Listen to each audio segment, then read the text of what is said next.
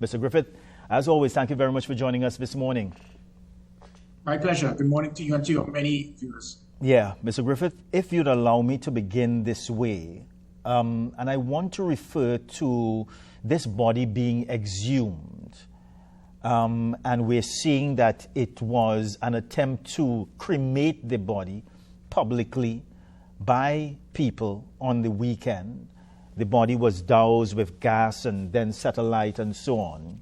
It's not the first time we have seen things like that in Trinidad and Tobago, but I think this was a little different, and it gives the impression that there are new players involved in some way. And I refer to a sign that was placed on the scene, Regla de Melandro Ismael, which according to, I see it is translated in the newspaper, which means strike by criminal Ismael. Of course, the victim was Kevon Shrek Lucas. Is this a bit different when compared to other incidents that would have occurred in the past?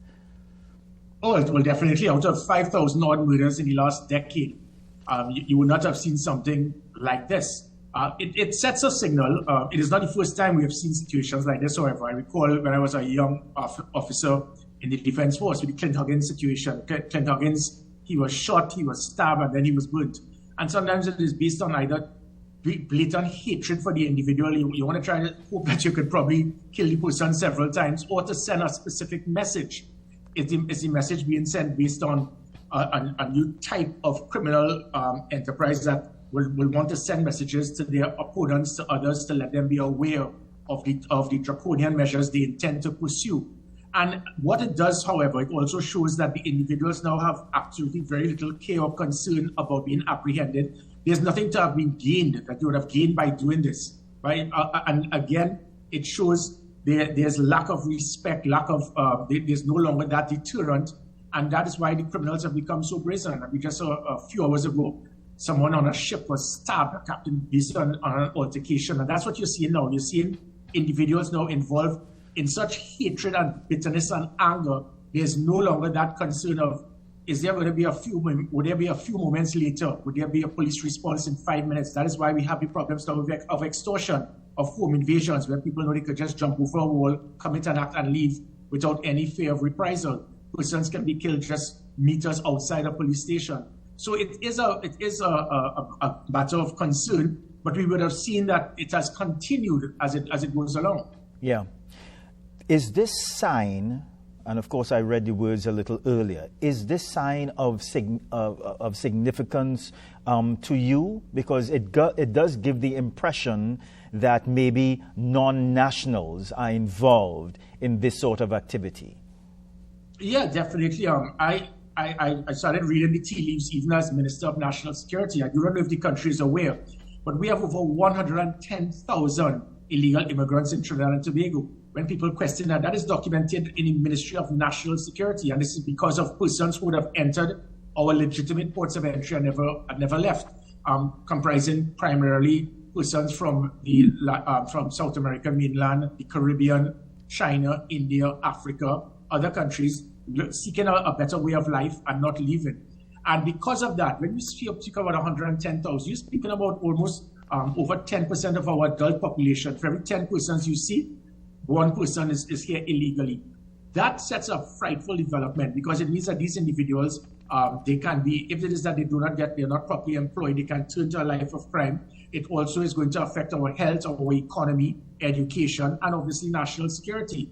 And again, it also becomes a byproduct towards human trafficking, because these individuals will now work in atrocious conditions. It will now take jobs away from legitimate law-abiding citizens who are citizens of this country. It's a domino effect. When I was Minister of National Security, I understood the problem. I put a moratorium for 3 months to ensure that all persons can be regularized. By doing that, it would have reduced the concern of human trafficking. It will make sure that employers will not abuse the process by having these persons work in atrocious working conditions below the minimum wage that our citizens would not do. It would have injected over 3 billion TT into the economy. That is the type of leadership we need, to be proactive and not hide and move away from the problem, which will also encompass what we have seen on, probably I think the headlines. I'm out of the country now, but we have now decided to put $100 million to build a PAN headquarters. And the reason I'm stating this in relation to your question, Marlon, is that we, for the last 30 years, the Trinidad and Tobago Police Service do not have a police headquarters. I don't know if the country is aware of this. So this is similar to one police plaza you will see in the TV series Blue Bloods and so forth. Without a police headquarters, what you have is a police admin building that at Sackville Street, that is to see with human resource, finance, and so forth. Without a police headquarters, you have several operational intelligence, technological arms, all in different parts of the country not working together. So we have decided, and this has to do Trinidad and Tobago with leadership. It has to do with prioritization. It has to do with understanding where you need to focus as a leader.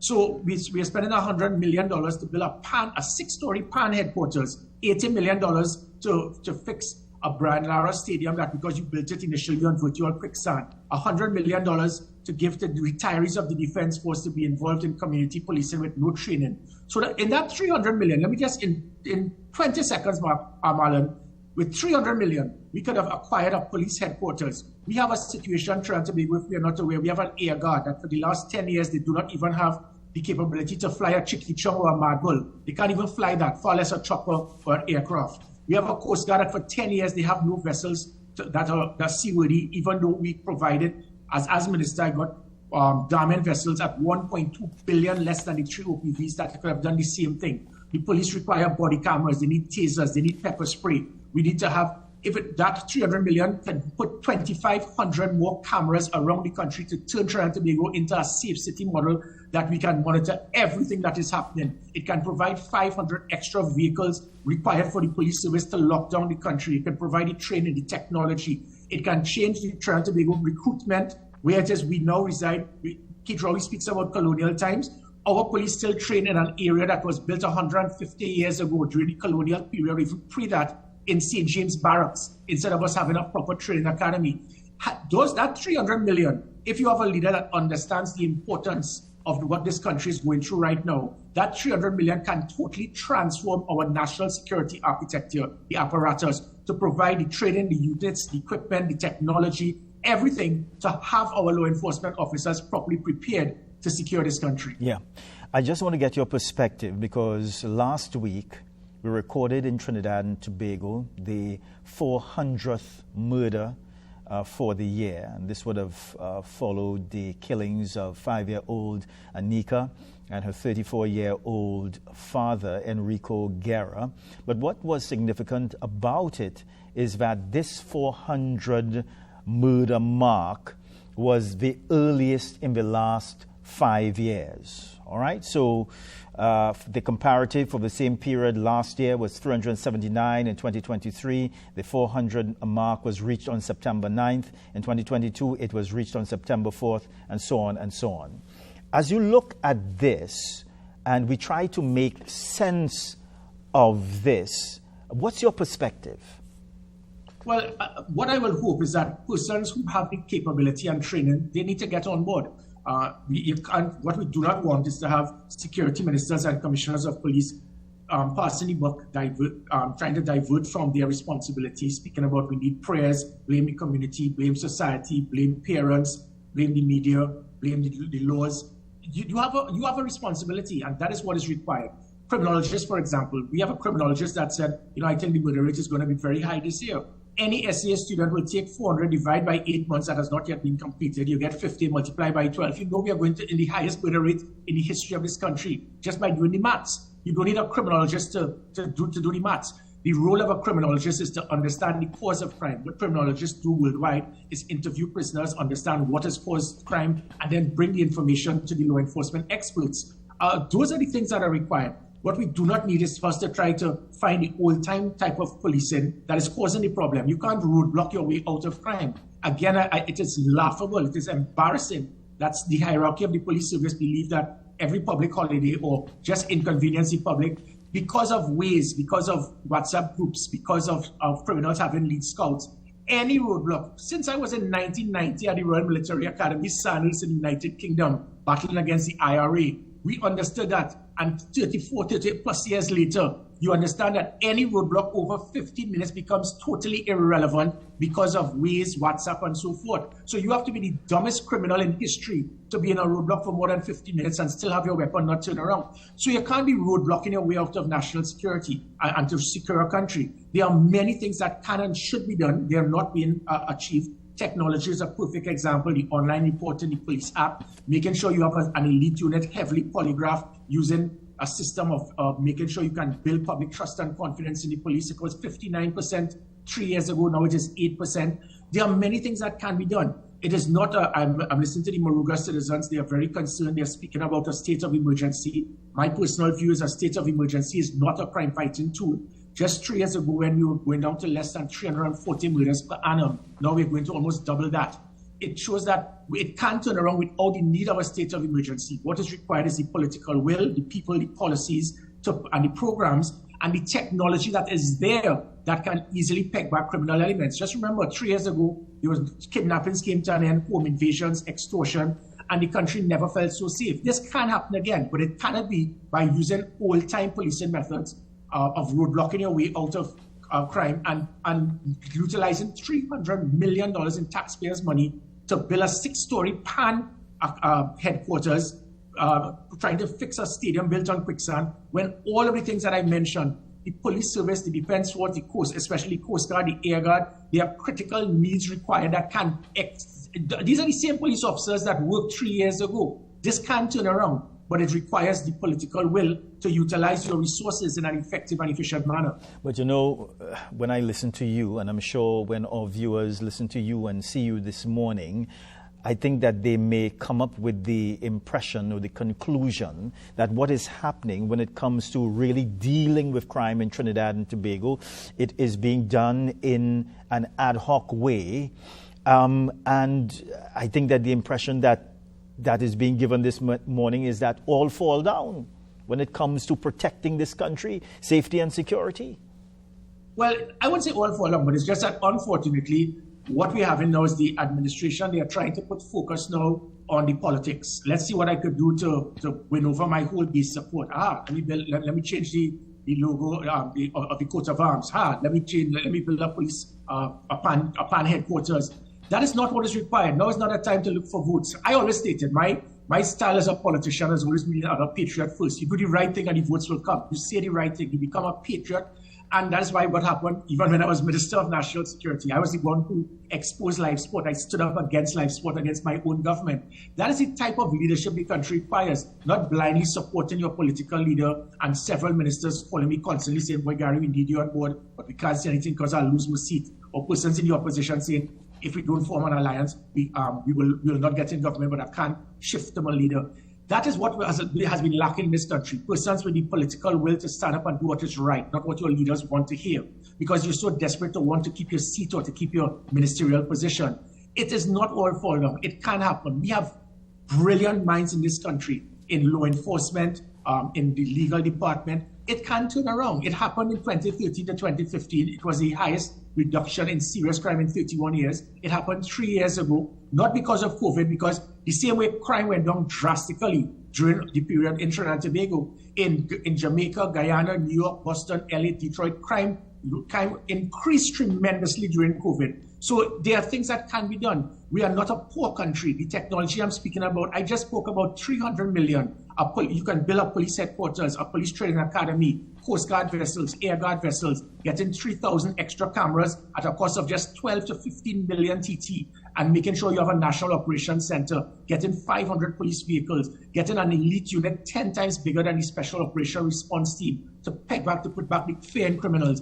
These things are not difficult. It requires for you to put focus on seeing about your most fundamental rights of citizens, which is your right to live, and not trying to build a 6-story pan headquarters and spending $80 million to try to refurbish a cricket stadium because you built it on quicksand. You mentioned earlier fear in the hearts of criminals. You think this is what is required at this time, and how do you do that and stay within the law? Yeah, definitely. Because, again, you have to balance it. What it is I did, and it is available.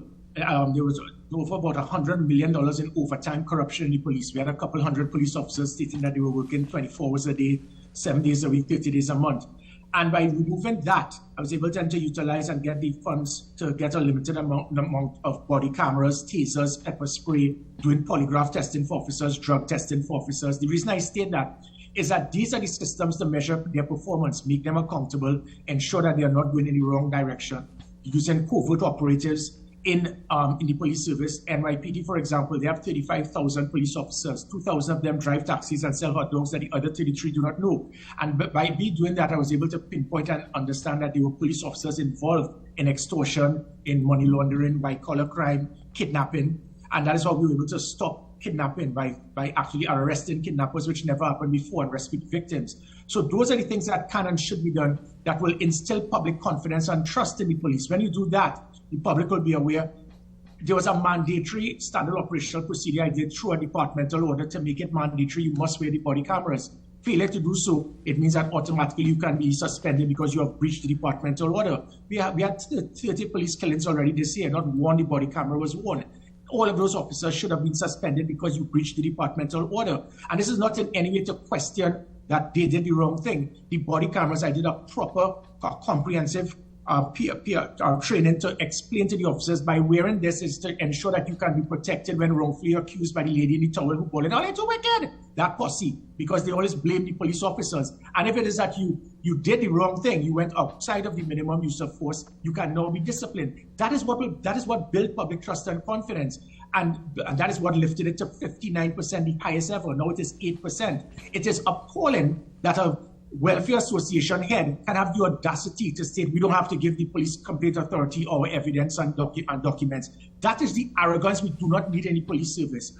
As a commissioner of police, anything David West asks for, I will provide it for him, because the PCA is there as an avenue to lift the standard of the police service. So this can be done by putting those systems, whilst at the same time, when I formed that SORT, similar to Patrick Manning's SAUTT, you need an elite unit, highly trained, highly polygraphed, with their own intelligence department, separate and apart from the regular police officers. That is what put fear in the criminals. That pegged them back. We heard about Gary's boys. And there were just 100 of them out of 7,000. But that was the frontline team that the criminals feared. And that is what you require. You need fear, but you also need that degree of respect. But you also need the public to know that these individuals will not go outside of the law. And that is why when you put systems in place, such as the online reporting, the 482 Gary, the police app, providing systems and through technology to allow persons to come forward and give information because they are concerned of fear of reprisal. You remove the police app, you remove the 482 Gary, you remove the online reporting, you've watered down the gender-based violence unit. So now you have situations with domestic violence, abuse of women, elderly, children now taking place again. Why? We continue to throw the baby with the bathwater, and it has happened for administration after administration. When it is sought, the OPVs, units that would have been there from 2015, things that are implemented, it has to stop. We have to stop politicizing national security. You know, every now and then we hear about, and even during your time, we spoke about, and you had spoken about, delinquent police officers, rogue cops as they were called, and we even heard members of the government speak about police officers who may be contributing to the crime situation. You and your experience as police commissioner, Mr. Griffith, how serious was that situation, these delinquent police officers contributing to the crime situation? Well, it was the biggest problem. I did a lot of research looking at other countries and cities. That is why I was able to link, form an agreement between the NYPD and the TTPS. People are not aware that it still exists. There was a contractual agreement made, and they assisted us in training, forming the gender-based violence unit, assisting us in customer service training. So when I became commissioner, I saw that there was a 14% public trust and confidence in the police service because of this. And then it went up to 59%. Now it is back down to 8%.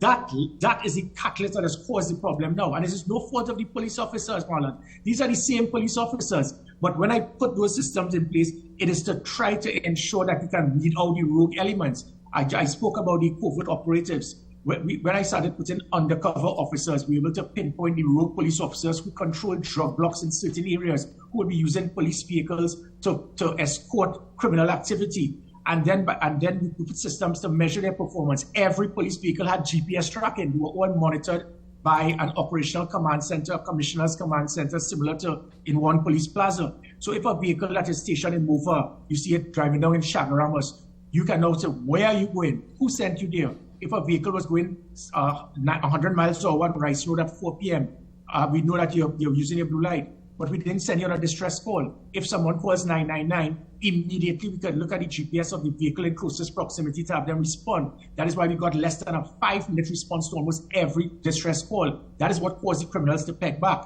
When that intelligence, we were able to pinpoint the rogue elements, I transfer them because sometimes you don't have enough evidence to arrest the officer, but you can remove them from the area that they belong. When I removed all of them, guess what? As soon as I left, they reassigned all of these officers back to the same stations, to the same divisions, to control their drug blocks, to have access to the same vehicles that they were using to escort the criminal elements. And therein lies the problem. I made a request for polygraph testing for all officers in the Southwestern Peninsula. Simple question. Are you involved in financial benefit from illegal entry of drugs, weapons, and human trafficking? Those who refuse to take the polygraph test, I simply transfer you to a central part of Trinidad, away from the Southwestern Peninsula. That's the type of out-of-the-box thinking you need to do to remove the rogue elements or to have them arrested. We arrested police officers for kidnapping, for money laundering. Those are the things that are required. That is what lifted public trust and confidence to 59%. But these are the same police officers. You put systems to measure their performance, make them accountable, it can be lifted again. It lifts again. It builds that bridge between the police and the citizens. And who will lose? The criminals. Yeah.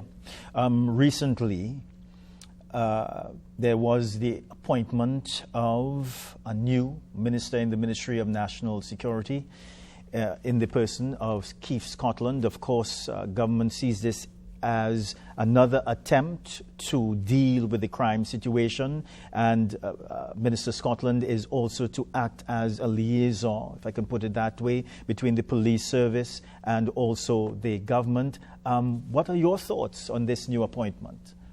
I wish him the best. I really and honestly hope he can put a dent on crime. It is anything that should replace Fitzgerald Hines would improve. It is obvious that what the Prime Minister has done, he's one where his personality is never to say that I was wrong, I made a mistake. So what he has done is now remove Fitzgerald Hines from being the de facto Minister of National Security. He has given Keith Scotland the authority for everything as it pertains to policing, border security, dealing with all the aspects pertaining to national security other than the fire service. So Fitzgerald Hines is now the Minister of the Fire Service and the Cadets. Keith Scotland has now taken full control. You've noted that since Keith Scotland has taken over, Fitzgerald Hines has not said a word. He has been given instructions, shut up, say nothing, you have done enough damage. Keith Scotland, what he has shown, however, is the capability to want to meet people, to approach people, which is the first step in the right direction. That is what you need, a Minister of National Security who is accessible, who is willing to be seen and be willing to hear persons. The unfortunate thing is, yet again, square pegs in round holes. The comment by Patrick Manning a decade plus ago, when he said that all is required for a national security minister is common sense and a level head. Totally incorrect. You need a person with some degree of knowledge to understand law enforcement, criminological theory. And it is not about, we have this perception that to be a president in this country, you need to be an attorney. To be a minister of national security, if you're a lawyer, you're on the right track. Total nonsense. You need someone, and what we would have seen, and I think the best minister of national security in the history of this country, no, not myself, is Brigadier General Joseph Theodore. And you would have seen that was, when it is the murder rate would have been less than 100. The man was brilliant.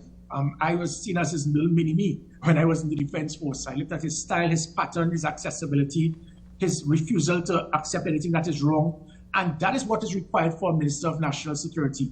Keith Scotland, he has the right intentions, but it is not, I don't think it is good. And you would have seen for the last month, what they have done is many photo ops by walking the ground with a commissioner holding a cane. That is not what is required. You need to have the type of scientific, strategic, tactical, technical ability to know how to utilize your national security resources in an effective manner. All that we have seen in the last few months is trying to roadblock your way to reduce crime. It's not going to work.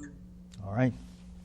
Gary Griffith, it's always a pleasure speaking with you. Thank you very much for your perspective this morning, and happy independence. We are celebrating 62 years on Saturday, you know. Yeah, definitely, and it is hoped that by Independence Day next year, this country can be in a better place. We can definitely make Trinidad and Tobago safe again. All right. Bye for now, sir.